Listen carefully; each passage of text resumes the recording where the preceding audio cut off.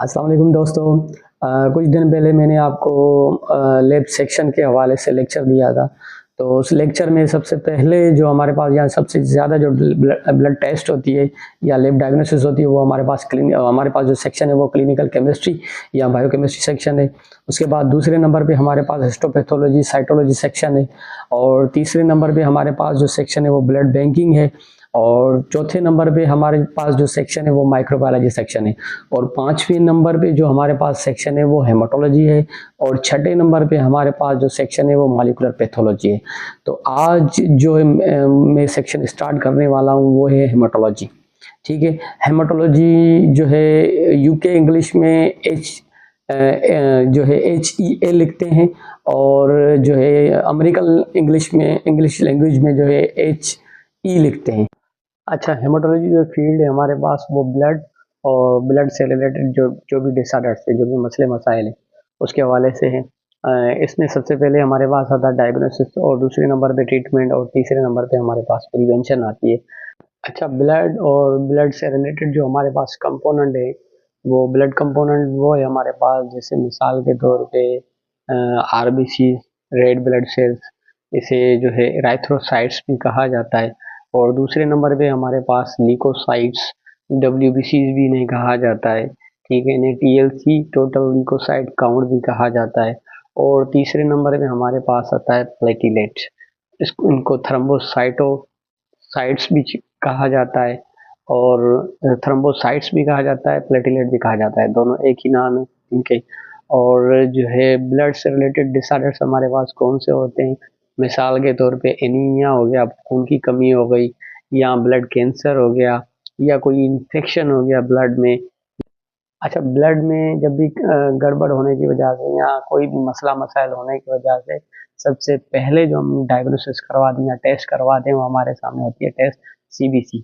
CBC जो है complete blood count भी कहते हैं इसे हम, CBC complete blood cell count भी कहते हैं इसे हम, और CBC विथ डिफरेंशियल भी कहते हैं, और CP भी कहते हैं, कंप्लीट पिक्चर भी कहते हैं, और FBC full blood cell count भी कहते हैं इसे हम। ये अलग अलग नाम जो है अलग अलग रखे गए हैं। अच्छा, CBC जो लिया जाता है सैंपल वो EDTA ट्यूब है। ठीक है, ethylene diamine tetra acetic acid, मैंने आपको बताया था, जो पर्पल टॉप या पर्पल केप वाला ट्यूब होता है, EDTA उस पर लिखा होता है, उसमें हम सैंपल लेते हैं इसका। CBC भी कहते हैं इसको, हेमोग्लोबिन ट्यूब भी कहते हैं इसे हम। ठीक है। अच्छा, पुराने दौर में हमारे पास जो CBC के हवाले से जो टेस्ट होती थी तो उसमें जो है हमारे पास RBC, red blood cells count की जो टेस्ट अलग होती थी, और WBC, वाइट ब्लड सेल्स की टेस्ट अलग होती थी, और प्लेटिलेट की टेस्ट अलग होती थी, उसके लिए अलग हम एक जो है मेथड था हमारे पास। और ऐसे ही हमारे पास DLC के लिए अलग जो है मेथड था।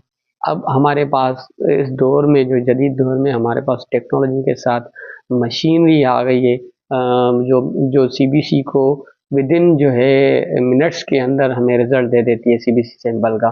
ठीक है, तो CBC एनालाइजर्स के हवाले से मैं आपको बताता चलूँ कि मोस्टली कन्फ्यूजन होती है टेक्नीशियंस को, या जो है वो जो टेक्नोलॉजिस्ट काम करते हैं लैब में उनको कन्फ्यूजन होती है कि CBC के जो एनालाइजर्स हैं हमारे पास दो टाइप्स के यूज़ होते हैं, और दो टाइप्स के मोस्टली, एक 3 पार्ट एनालाइजर CBC एनालाइजर होता है और दूसरा जो है हमारे पास 5 पार्ट CBC एनालाइजर होता है।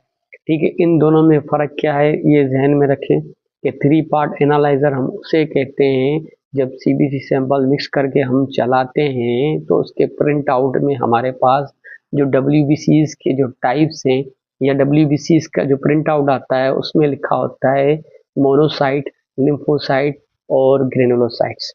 अच्छा, कभी कभी हमारे पास किसी किसी मशीन में CBC 3 पार्ट में हमारे पास न्यूट्रोफिल, लिम्फोसाइट और NXD आता है जिसे मिक्स्ड का। अच्छा, किसी किसी मशीन में CBC 3 पार्ट में हमारे पास मिक्स्ड, लिम्फोसाइट और ग्रेनुलोसाइट का 3 चीज़ें लिखी होती है, इसलिए CBC के 3 पार्ट एनालाइजर को 3 पार्ट CBC एनालाइजर कहा जाता है। ठीक है, ऐसे ही 5 पार्ट एनालाइजर से के हवाले से मैं आपको मिसाल दूं, उसमें क्या होता है 5 पार्ट एनालाइजर से मुराद ये है कि जो पांचों टाइप्स हैं WBCs के वो 5 पार्ट एनालाइजर हमें मशीन दे देती है, जिसे हम डिफरेंशियल ल्यूकोसाइट काउंट कहते हैं, मिसाल के तौर पे neutrophil, lymphocyte, monocyte, eosinophil, basophil, ये पांचों चीज़ें हमें वो मशीन 5 पार्ट जो एनालाइजर सीबीसी एनालाइजर मशीन होती है वो हमें दे देती है। अच्छा, दूसरा फ़र्क जो होता है 5 पार्ट और 3 पार्ट एनालाइजर में, 3 पार्ट एनालाइजर जो है सेमी ऑटोमेटेड है, और सेमी ऑटोमेटेड से मुराद ये है कि उसमें ये है कि हमें सैंपल खुद हाथ से मिक्स करना पड़ता है, उसके बाद प्रोसेस करना पड़ता है। और जो 5 पार्ट एनालाइजर है हमारे पास जो मशीन है, वो मोस्टली जो हमारे पास जो मशीन है 5 पार्ट की, उसमें क्या है फुली ऑटोमेटेड, उसे हम कहते हैं, वो ऑटोमेटिक सैंपल को मिक्स करेगी और ऑटोमेटिक सैंपल को लेगी मशीन, ठीक है। और दूसरा ये है कि दूसरा फ़र्क 5 पार्ट और 3 पार्ट में, तीसरा फ़र्क जो है ये है कि जो 3 पार्ट एनालाइजर सीबीसी एनालाइजर है उसकी कास्ट बहुत कम है as compare to 5 part CBC analyser, ठीक है। और ये छोटे से डायग्नोस्टिक सेंटर के लिए यूज़ होता है, बड़ी बड़ी हॉस्पिटल्स के लिए जो है हम 5 पार्ट यूज़ करते हैं मोस्टली। और अगर आपके पास लेस देन 100 सैंपल है पर डे के हिसाब से तो 3 पार्ट बेस्ट है, ठीक है। अगर पर डे 200 या 100 से ज़्यादा है पर डे के हिसाब से तो 5 पार्ट एनालाइजर की ज़रूरत पड़ेगी, क्योंकि वो फ्रीक्वेंटली रिजल्ट देता है और 5 पार्ट हमारे पास डीएलसी और टीएलसी की कंप्लीट पिक्चर देता है हमें, ठीक है। और दूसरा ये है कि इसकी मेंटेनेंस जो है जो 3 पार्ट है उसकी आसान है, और 5 पार्ट की जो मेंटेनेंस है थोड़ी मुश्किल है, ठीक है। उसके बाद जो रिएजेंट्स हैं 3 पार्ट के वो कम यूज़ होते हैं एज कम्पेयर टू 5 पार्ट जो एनालाइजर है उसके उसमें थोड़े ज़्यादा यूज़ होते हैं। अच्छा, रिसर्च के हिसाब से आप उठाएंगे या रिसर्च के हिसाब से लेंगे तो 5 पार्ट एनालाइजर सूटेबल है as compare to 3 part analyser, 3 part CBC analyser. अच्छा, हर टेस्ट का अपना मेथड होता है, ऐसे सीबीसी जो भी एनालाइजर है उनका उसका अपना मेथड है, ठीक है। एक इम्पीडेंस है, दूसरा फ्लो साइटोमेट्री है, और तीसरा लेज़र बेस्ड टेक्नोलॉजी है, वो जाके सेल की साइज और सेल के काउंट को जो है मैयर करते हैं। अच्छा, सलामत रहें, खुश रहें, और हमेशा सीखते रहें, और हमेशा दूसरों को सिखाते रहें। यही ये इबादत, यही ये दीन और ईमान के काम आए दुनिया में इंसान को इंसान।